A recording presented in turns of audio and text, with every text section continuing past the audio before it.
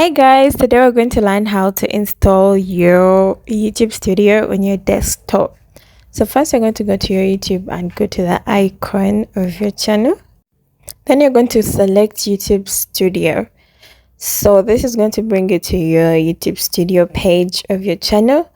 Then we're going to go to the menu settings of Chrome, like the three buttons in the corner.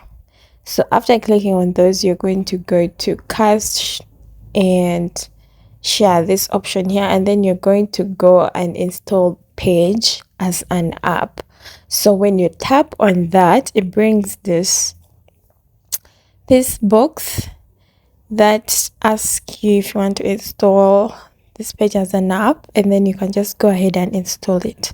So after installing it, it's going to install on your PC and then it will appear on your desktop.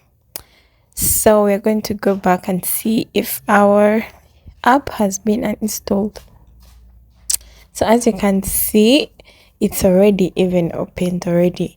It opens after you install. So that is how you can get your YouTube Studio as an app on your desktop, on your PC, and not just from any browser. Thank you so much for watching. Don't forget to like and subscribe for more videos. I'll see you in the next video. Bye.